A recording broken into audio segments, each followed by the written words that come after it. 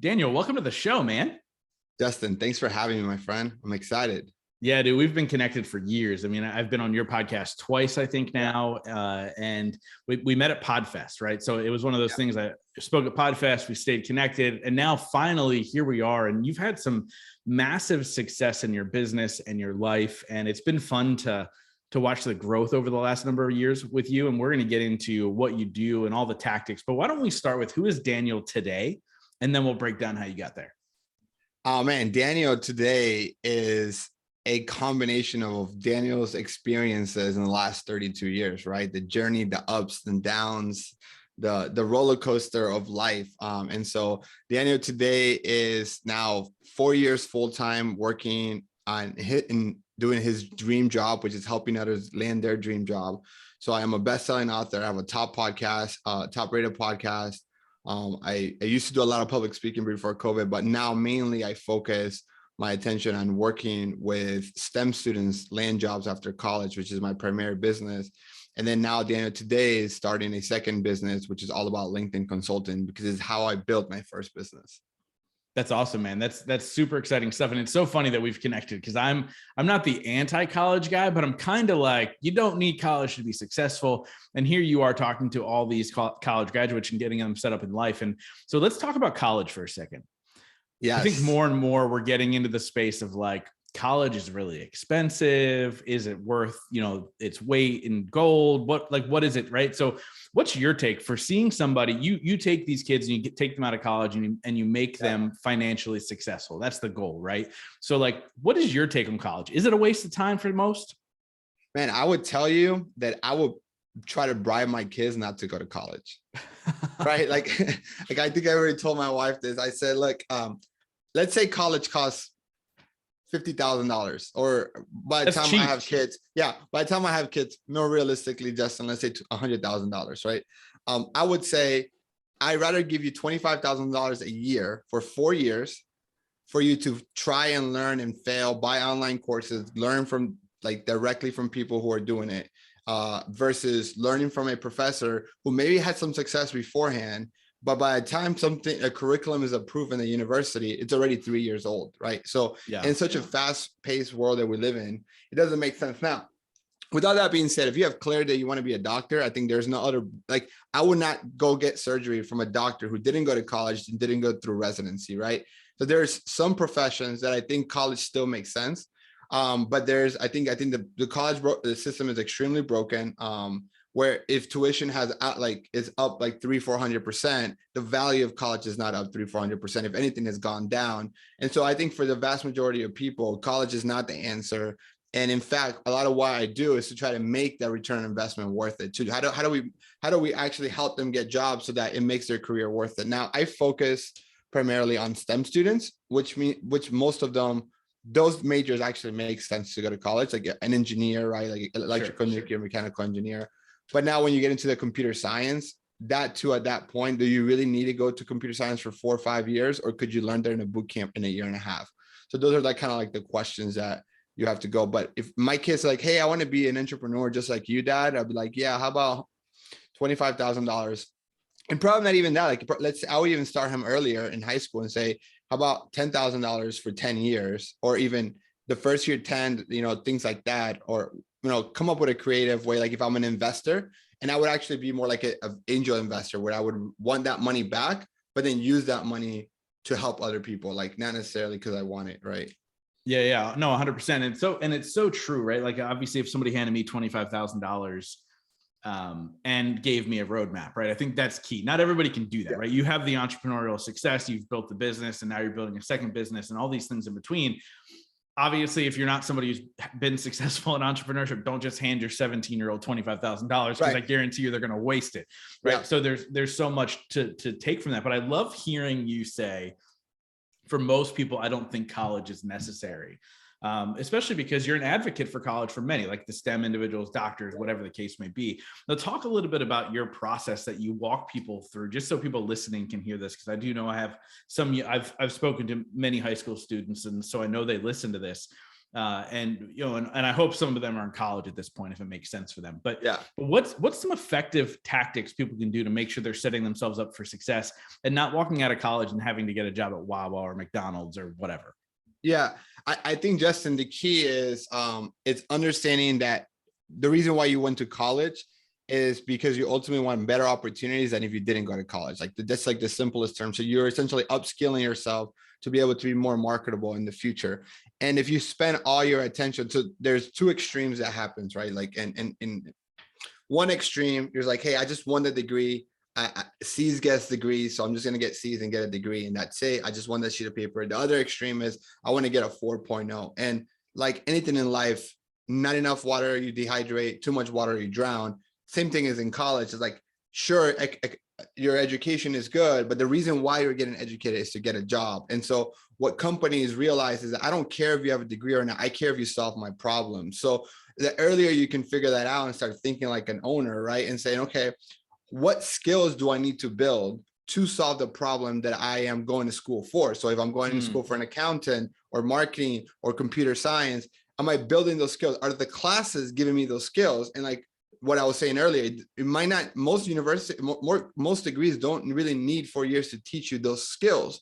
So start learning them earlier on, start getting some internships, start getting some experience, and start building relationships. Because like it is in business, it's the same thing as when you are trying to get a job, you're selling yourself. Everybody's in sales and you need to sell yourself to companies. So I think that what I would say, if what you need to do is start focusing on understanding what skills, both soft and technical skills, are required for the job that you want. To start getting experience, hands-on experience on that, whether it's internship projects or doing part-time work. And then 3, start building relationships, right? And if you can do that as early as possible, you're going to have massive leverage at the end of your college career and should have a job offer by the time you graduate. Yeah. And, obviously when I was on your show, we talked about building relationships and networking and how important that is to success in all walks of life.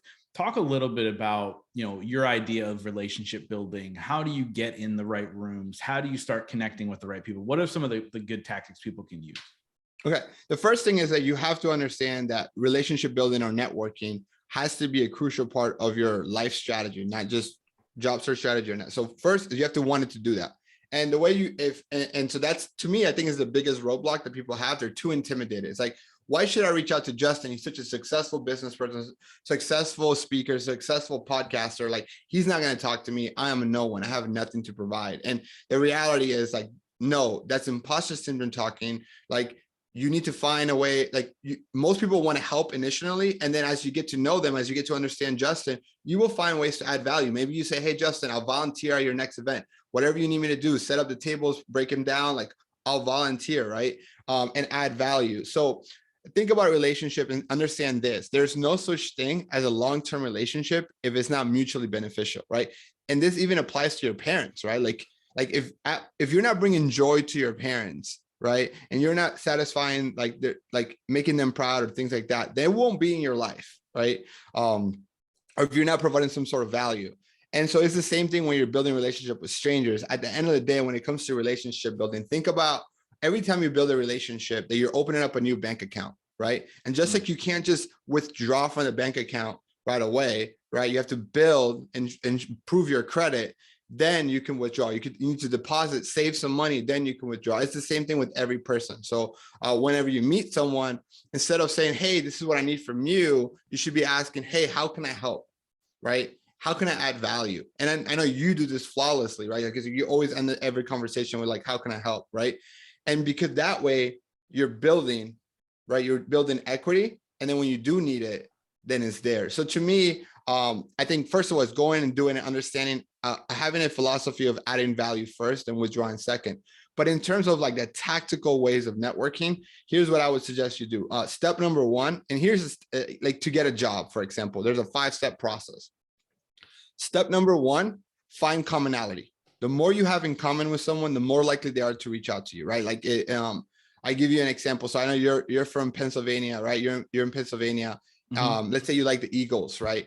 Well, everybody, if you walk around Philly, I know you're not in Philly, but if you walk around Philly, everybody has, but everybody has a Philly jersey, a Philly hat, or something like that. So you're not going to go go Eagles or anything like that. But if you're in Florida and you see somebody wearing an Eagles, right, you're a lot more likely to be like, go Eagles, right? Because it's commonality, like, hey, or that happens a lot too with like university teams, like go Gators, go Knights, that commonality bonds you. So me and you, Justin, connected on what? Podcasting, right?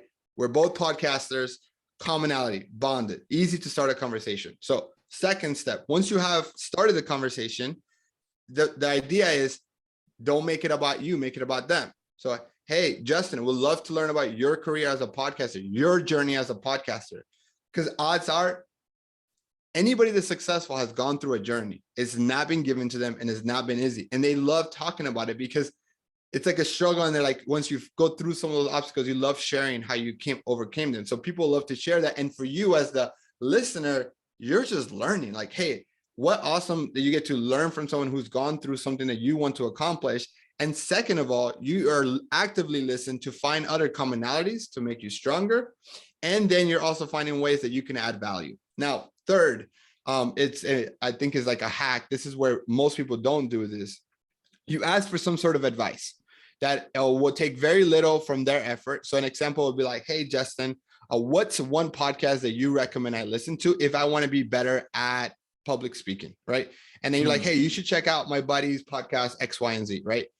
I go and I listen to that podcast, 3, 4, 5 episodes. I take some notes and I come back to you 2 weeks later. I go, Justin, man, thank you for the recommendation. I've listened to some episodes. This was my biggest takeaways. Here's what I've started implementing in my life based on that advice. Now, what I just did there. That's so good, by the way. Yeah. What I just did there is I opened the feedback loop, right? I proved to Justin that his time is valuable and that any advice he gives me, I will execute. Because what you'll find out is that most people are good in this world. Most people in this world want to help you, right? But what the problem is that there's so many people that ask for help but never execute it. And so everybody who's successful has been in this a million times. Yeah, mentor me. And then has been burned by that. And you're like, well, I don't have time to talk to you for 30 minutes and not know if you execute or not. So because the first conversation is about them, they have time for that. That time that you follow up, you're like, hey, I executed this. Do you mind if we connect for another 15 minutes? Because I would love to get your advice in another area or this area. Justin, now you're probably a lot more likely to say, yes, I've already proven that I value your time, that I execute your ideas. And you start building the snowball effect, because then I can ask for more of your time. And as long as I continue, I'm developing this mentorship there, right? Now, at that same time, I have to find ways to continue to add value to you. Not just executing. Executing is not just adding value. That's adding value to me. I'm definitely showing you that I value your time. But now the more we talk, the more I'm listening and I'm taking notes, like whether it's on paper, on a document, or just mental notes on ways to add value, right? So like given a real life example, just you, as we continue, and a lot of people know you, what's really important to you is your podcast and your Growth Now conference, right? So ways that can add value to you, Justin, is like get people to go to that conference. Who do I know that likes that type of conference that I can connect the dots, right? And that's the way I can continue to add value, right? So then that's the third step, right? And then the fourth step is you continue that snowball effect. And if you do this right, you can have unlimited amount of mentors. So great. Yeah, that is so great. And like, I don't, obviously I feel like that is stuff I've done as a younger man and have a different approach now as I've gotten older and I'm in a different networking level, but I've never heard it said so precisely. Like people need to go back and listen to that again, especially if you're not somebody who can naturally network. Like I think having that system in place is such a great way because, dude, I mean, it's so true. Like how many people have reached out and said, hey, can I pick your brain? You know, and early on I'd be like, yeah, sure. And then they would do nothing. And then you do get burnt out. Right. And so, you know, it's that whole saying of like, I mean, I love helping people who are willing to help themselves. Right. Like I did a solo episode and it did very, very well on YouTube for whatever reason. I don't know why. But it was like titled Stop Helping People Who Aren't Willing to Help Themselves. And it was like this, like the comments are like over 100 comments on YouTube. And like my YouTube doesn't do very well compared to my audio. And I'm like, wow, this clearly is a message that resonates with people because they continuously get burnt. So even in life, that's great advice, man. And so thank you so much for sharing all that. So let's talk a little bit about, look, we live in an online world now, right? Like it's very rare that We go to the local chamber events, especially kids you work with, like they don't even know what the chamber is, right? Like 90% of them go, what the hell is a chamber? And I can say that with pride because I used to work for the chamber when I had a job. And so I know exactly what it's like. And we now live in an online world. And I know you talk a lot about LinkedIn and have really built a massive part of your business on LinkedIn. Let's talk a little bit about how you kind of view it. Like, I think it's certainly turned a corner, right? Like over the last couple of years, or I'm like, okay, I get LinkedIn now. At first I was like, LinkedIn's dumb. Everybody's just trying to sell me something. But I feel like it's finally turned a corner over the last couple of years where it's become more networking. People are not only looking to sell, but they're also looking to get something that helps them grow. Talk a little bit about your tactics and kind of what you've done on LinkedIn to grow your business. Yeah, like before I go into tactics, like let me just sell LinkedIn for a little bit, right? Like just LinkedIn, the platform, right? So I would agree with you. I think like 5, maybe even 6 years ago, or maybe even 10 years ago, right? LinkedIn was where you went if you needed a job. Like if I'm looking for a job, like LinkedIn was like your online resume. And if I remember when I started my career at PepsiCo, if my boss saw me on LinkedIn, his first thought is like, Daniel's looking to leave, right? Like there's no reason why he's on LinkedIn. And what happened was like, the big technology companies all realized that social media was important. So LinkedIn actually got bought by Microsoft, because if you think about what Microsoft as a company wants to do is they want to own the word work, right? Not work, not look for a job. They want to own the word work. And so what is the closest social media platform for professionals that you use while you're at work is LinkedIn, or that's their vision for it. So that's what they decided to do. So what they decided to do is take away that taboo of you're only on LinkedIn when you're looking for a job, to saying, if you're at work and you're looking for any information about the industry, if you're looking to stay up to date with influencers on marketing or B2B sales or podcasting, why don't we make LinkedIn a place where professionals hang out? Like go post your cool pictures of food on Instagram, but talk about like thought leadership on podcasting, marketing, sales, computer science on LinkedIn. And so they did that, right? So they transformed that, and they decided to say, okay, why don't we literally hire the best writers from Entrepreneur Magazine, like New York Times, Wall Street Journal, and bring them to become editors and at LinkedIn. So then LinkedIn started creating their own content, started helping influencers like myself, like build their audience and become thought leadership, so that now you can go on LinkedIn and follow people who are influencers in your industry. And now that's where it's going, right? And you see Microsoft investing billions of dollars into this platform. And why you should do this, so if you're listening to this and you are selling B2B, why you should be on LinkedIn is because not only is it growing so much in audience, but less than 2% of people, of their users, actually create content. Which what that means is that not only do all my first connections see my posts, but then my second connection, so my connections see my posts, and a lot of times third connections, because the news feed, there's not enough content in the news feed to create. Now that problem doesn't happen on Instagram, where in Instagram, they literally say, hey, Justin, you post something, I'm only going to show it to less than 10% of your connections. And depending on that engagement, like if you get married or buy a dog or have a baby, then we'll show it to 25, 30% of your connections, depending on your engagement. And so it makes it hard for you to grow on Instagram. But on LinkedIn, if your content is great, it's like a multiplier. So it's not uncommon for me for my average LinkedIn post, and I only have 33,000 followers. I mean, that's a lot on LinkedIn world, but on Instagram, that's nothing, right? And I can easily have over 200,000, 300,000 views on my content every single week, every week. Wow. So in the last 27 months, I've had over 7 million views on my content, right? And again, so that's why you should be on LinkedIn, period. Yeah, without a doubt. Now, obviously you're on other platforms as well. Do you create separate content for LinkedIn versus Instagram versus Facebook?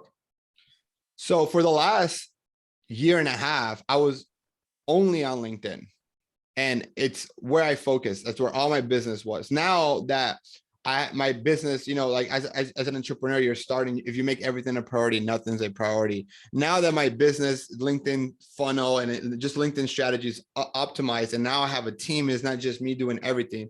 I'm now creating TikTok reels and Instagram, and I'm trying to grow those platforms. But Yeah, like what I like, I guess LinkedIn, what the good thing about LinkedIn is that it rewards written content. And so if you're a writer, you don't like, if you just write a post that's anywhere between 600 to 1,000 characters once a day, that's all you need to do, right? It's which is a lot easier than for a lot of people recording videos, editing the video and publishing it.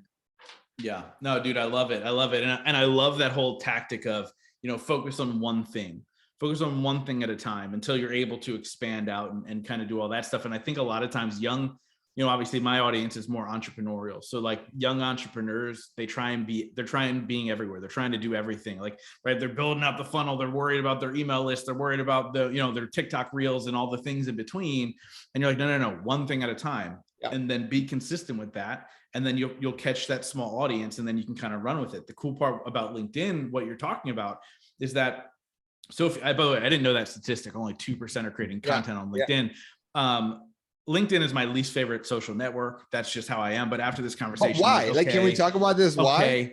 I just never really liked it. It did feel, and part of it is the archaic thought process of if you're on here looking for a job, like you're literally saying things where I'm like, okay, I'll start creating content for LinkedIn. Like, yeah. I get it now. Like, and it's just an afterthought of mine. Like, I love Instagram. It's a ton of fun for me. I love Facebook. Like, and LinkedIn has just kind of been like the back seat. So now I'm going to make a shift right over the next number of months and start creating content on the LinkedIn side.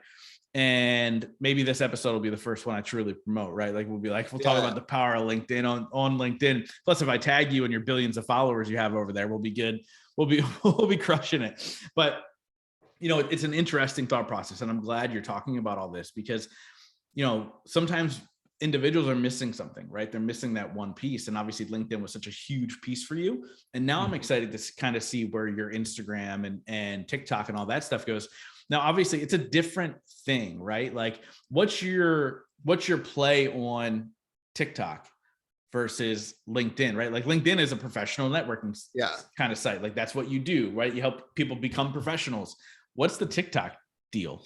Dude, so honestly, the reason why I was like, I'm only doing TikTok now was because until recently, TikTok rewarded just dancing and viral posts. And now is rewarding micro content, right? And so I can get in front of my camera and talk and give you advice about career all day long. And I can break those advice into 30 to 90 seconds. So that's what it is. And also like, it's a lot easier now that I have a team of 10, right? So I have 10 people and 3 of them are in marketing, just helping me with marketing. They're editing those videos and they're the people who consume the TikTok content. And at the end of the day, my audience is college students. So I have college students or recent grads that either work for me. And so they're the ones doing it. They're just like, hey, Daniel, here's what you need to record. Like, it's really just like, I feel like I'm this old guy that they just say, go ahead and record.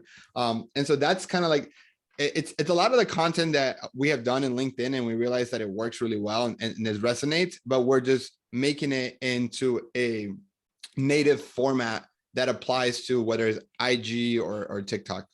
Yeah. And honestly, it's funny. TikTok's interesting too, because that has turned a massive corner. So somebody I partner with on a number of things named Rohan Chef, he's the owner of a company called GrowRev, who they run all the social media ads for Tony Robbins and Dean Graziosi and all those guys. Him and I had a conversation. We talked about TikTok and I was like, why are these people hanging out on TikTok if it's just like this young demographic? And there's actually a massive percentage of people on TikTok that are making over $100,000 a year. Yeah. I'm not talking about people creating content on TikTok. I'm just saying people who scroll TikTok are making like a massive number of it. Like it's such a different platform than how quote unquote outsiders view it. Right. But again, it's all about trying. Like when you're able to expand out from that one thing you've mastered, trying different things and seeing what works and what doesn't work and kind of doing that whole thing. Now, I want to talk a little bit more about your strategy on LinkedIn, right? It's not just creating content. I'm sure it's reaching out. I'm sure it's networking. I'm sure it's building relationship. Talk a little bit about your thought process with that, because I will say this. I get people reaching out to me all the time on LinkedIn. I accept them and they immediately try and sell me something in my inbox, which is not effective because guess what I do immediately? I block them because I know if I ignore that message, I'll get another one in 2 days. So talk a little bit about your kind of strategy on LinkedIn and how you've been able to generate hundreds of thousands of dollars in business on there. Yeah, and I want to address that because I think LinkedIn has gotten a reputation because of bots, right? And so people have automated bots that essentially have a sales sequence and it works. Why does it work? Because if 0.1% of people buy and it's all automated. It never took anybody anything, nothing. No, but to realize that I would never recommend anybody to do that, because what it does, that LinkedIn realizes that you're using those bots, your account gets blocked. And like for me, if my account gets blocked, I lose tens of thousands of dollars every single week my account gets blocked. So I can't afford, I don't want to afford, like that's what happened to me. So to me, I always follow suit, like I always follow the regulations and rules that LinkedIn has. But here's my strategy, and LinkedIn is very simple. I have my profile page is not my resume, right? So most people use their LinkedIn, and how LinkedIn has it is set up that your profile should be your resume, but I don't use it as a resume. I use my profile page as a landing page, right? There's a call to action. I want them to go watch a webinar. I want them to DM me. I want them to message me for more information. So everything is full of social proof. There's testimonials, right? It shows my podcast. It shows my book. It is a landing page, not my resume, right? Sure, it shows where I worked and all that, but it's not built like a resume, because I'm not looking for a job. Like I'm looking for clients, right? So that's the thing. The second thing that then I have to focus on is creating content to get visibility, right? Because visibility is important. It's the reason why we do social media. It's the reason why we have this podcast and so on. So I create content, and I have 3 forms of content. And I think this 3-step strategy is not mine. I didn't reinvent the wheel. Is I have content that's entertaining, right? So maybe more virally punchy, like motivational. I have content that's educational. That's more, here's what to do if you get rejected. Here's a template on how to message a hiring manager, like more to-do how-tos, like just more dense, and those get less engagement, but it shows that I know what I'm talking about. And then there's content that's meant to convert, like, hey, I'm offering a free webinar, coming in. So it's more salesy, right? And so I have about, it's probably 2-2-1, like kind of like Gary Vee, jab, right hook kind of strategy on LinkedIn. That allows me to get hundreds of thousands of views on my LinkedIn every single week, right?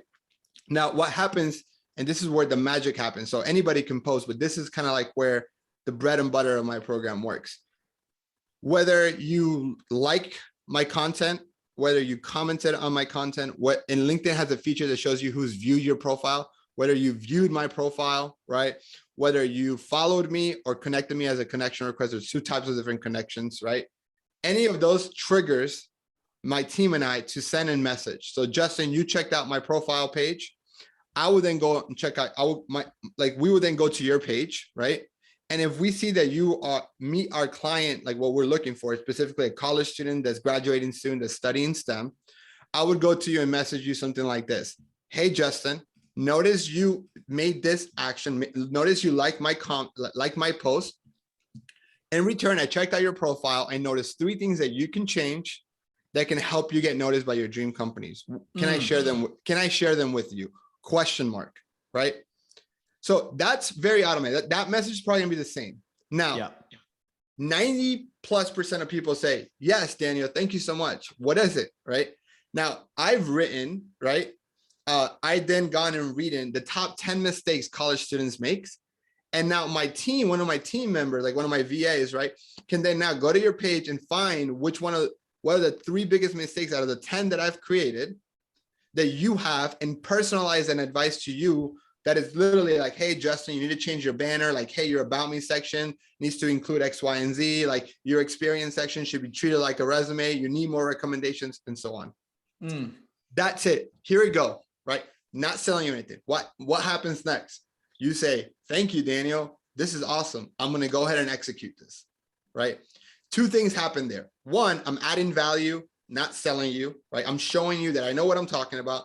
2, if you execute it, now I know you can execute. So if you join my program, now I know you can execute, right? So I'm also vetting you, right, in a process. So most of the time they say thank you. And I go, hey, well, if you like that, I would like to invite you to one of our client calls. We have them twice a week, Monday or Wednesday. Would you want to attend as our guest? So then I now invite you, right, to a client call. And it's client call specifically because people already know people are paying to be there. So this is not a sales pitch, right? So then they go, and it's literally a client call. Like 80% of people are client, 20% are guests. Maybe now it's like half and half because we're getting more traction on it, right?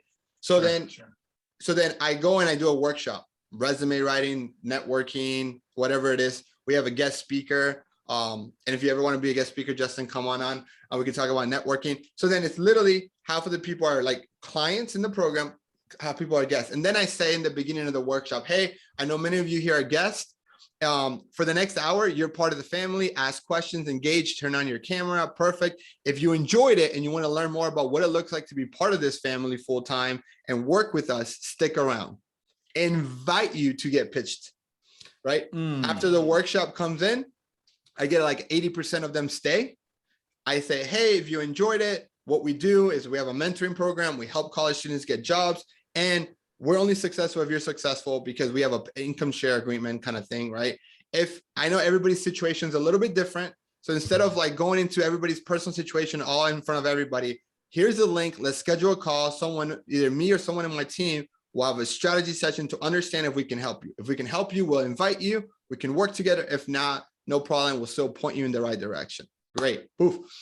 There goes my calendar link, or my salesperson's calendar link.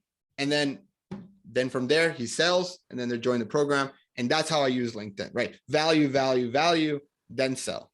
That's awesome. That's awesome. It's such a great strategy. And again, it is give first, give first, give first. Yeah. At the end of the day, if they say no to your joining the community or whatever you call it, they're still getting value. They've still already won, right? Like, and I think that's the part people miss, right? Like as entrepreneurs, we will always offer you the next thing. It's what we do. But I think a good entrepreneur is somebody who goes, even if they don't say yes to the next thing, we're going to add value to their life in some way, shape, or form. I'm going to continue to add value in their life, right? Like I'm working on, a new concept for an event, and I offered it to my community first. Does that mean I'm going to take away from the community if they say no to this new concept of an event? Absolutely not.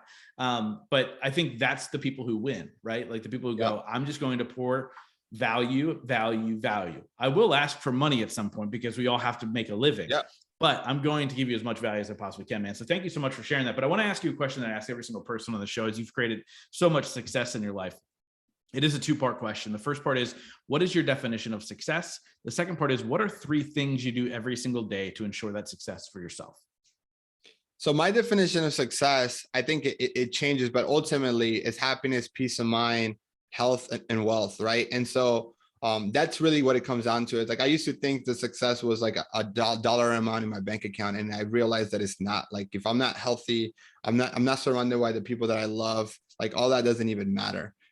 So to me, to be honest, I think I'm living the life I used to dream of right now, Justin. So today I feel like I'm successful. Now, my goal is to keep this up. And part of human behavior is that we want more and we want more growth. So that becomes harder and harder, right, as I get older. And so to me is, how do I keep this level of happiness and fulfillment that I have now? And so that continue to evolve and grow. And then what are the 3 things that I do every day? To me is like understanding that you are what you repeatedly do. Therefore, like success is like, to me, I forgot the exact quote, but I am what I repeatedly do. Therefore, if I want success, I got to do the tasks that are required, right? And so that is like literally I have a goal sheet here. I have a goal book, and I know no one can see. I have my goals. I visualize what my future looks like, everything, right? And that to me is success. Like, and I have to look at this every single day. The second thing is building that relationship with my wife. That's the most important relationship that I have. And so how am I like essentially making sure that her love tank is full every single day? And then the third thing is, am I happy and mentally at peace, right? Because I go through ups and downs like every human, right? I deal with imposter syndrome like every human, right? I deal with anxiety. And so how can I make sure that I'm taking care of myself first? Because if I'm not taken care of, I can't help anybody else. I love it, man. I love it. So I wrap up every single interview with the same question, but before we get there, how do people find you? How do they get a hold of you? How do they work with you with this new LinkedIn strategy thing that you're doing? Give all the good stuff. Yeah, I think that the best way to find me is probably most of your audience is on Instagram. So the Daniel Botero, THE Daniel Botero, and just connect me with there. I am, like I said, like I told Justin just said, I am going to start coaching people on how to execute the LinkedIn strategy that I did. And so I am opening up for 5 people first and then go from there. So that would be the best place to find me. Sweet. I love it, man. Like I said, I wrap up every single interview with the same question. Since the show is called The Growth Now Movement, the question is, in your life, what has been your biggest moment of growth? this has been the last 4 years. You know, me living I left a 6-figure corporate job because I had some big goals in my life. And I said, okay, I either change my job or I change my goals. And I was not willing to change my goals. Right. And so the biggest growth move, like it's been the last 4 years, building a business without having a business plan, without knowing how I'm going to monetize it, and knowing that this is just chapter 1 on this journey. But what I've grown the last 4 years, it's like a PhD in business. Dude, I love it, man. Daniel, thank you so much for coming on and sharing your wisdom. There was, by the way, there's so many nuggets in this episode. I actually highly encourage people to go back and listen again and take notes if they didn't the first time. It's one of those episodes. So it's just packed full of information, man. So thank you so much for bringing your wisdom onto the show. And I appreciate your friendship as well, man. Thank you. Thank you, my friend. I appreciate you.